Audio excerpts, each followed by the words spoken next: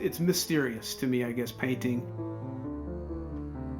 Drawing was no problem. You pick up a pencil, very immediate form of expression, but paint, I wanted to paint. I would go to museums and I would see painting. How do they do that? How do they get this? And it was just the richness of the oil paintings in the museums. And so constantly trying to figure it out and getting frustrated, and over for 20 whatever years until right around 2000, where I started to figure it out. I just kept on reading and kept on trying and getting frustrated and breaking stuff until I finally figured it out. There's still a lot to learn, obviously, but technically, it was very mysterious, and it was a driving factor of, like, how does somebody do that? Just to get those technical aspects down to where you're not thinking about those technical aspects, and then you can really start to hone your vision. You just jump over the technical hurdles and right into, like, what you want to say and how you want to say it.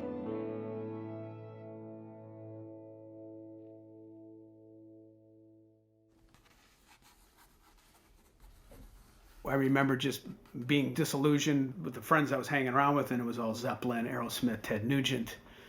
Something I just remember bagging groceries at the supermarket and seeing the Sex Pistols on a flyer in the newsstand there, and what the hell is this? This is something completely different. Went home, my brother had already bought the record, so I wore it out, and it was just a real departure, and it was something to identify that could separate myself from my peers and try to maybe get into something different.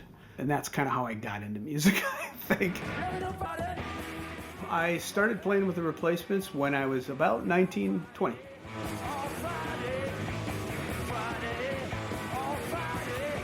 When I look back on it now, I think I liked it for like about a good solid 4 years. And then I started really getting pulled towards what I really wanted to do and how I wanted to express myself. And I looked at it as a job where I can go on tour for a couple, 3 weeks and then be off a couple, 3 weeks, month. So I just remember looking really forward to getting off the road and concentrate on what I really wanted to be doing.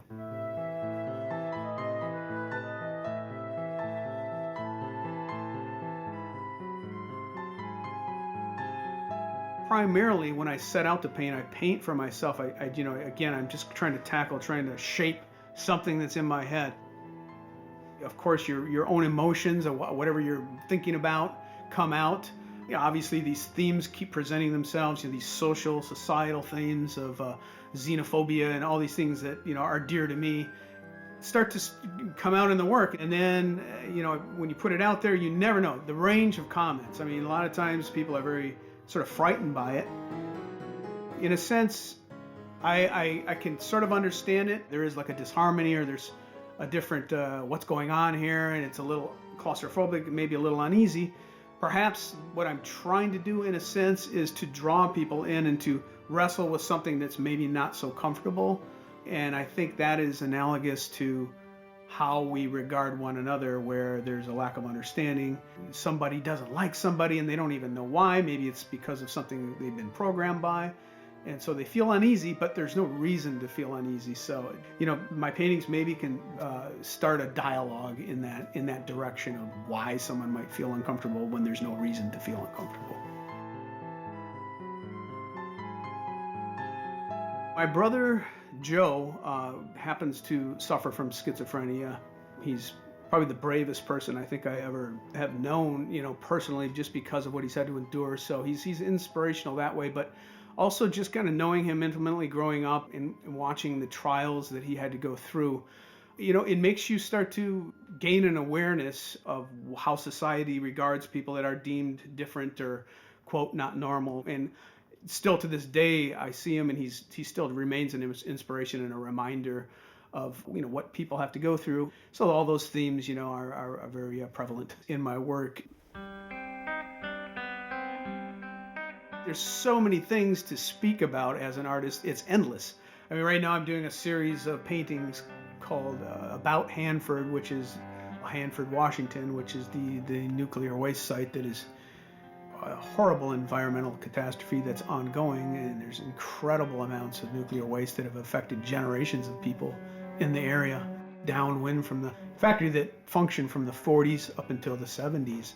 Those are real horrors that people suffered. It's more horrific than any movie or any painting could ever portray.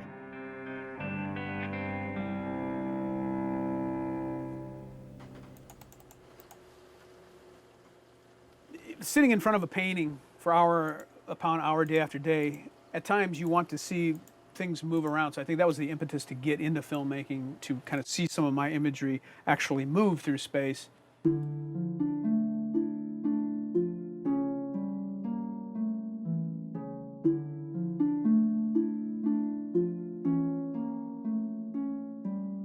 I've done, a string of short films, but I don't feel like I'm that far into it.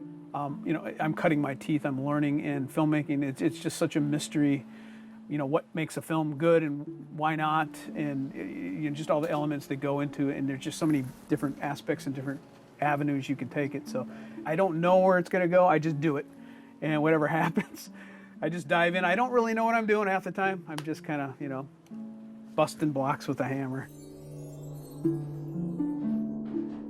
And that's just the way it was with painting too. I stumbled so many times until you just keep at it and start to refine it. And I think what keeps you going isn't so much a choice as it starts to pull you, because there's something that inside you, either aesthetically or emotionally, that you just want to get out.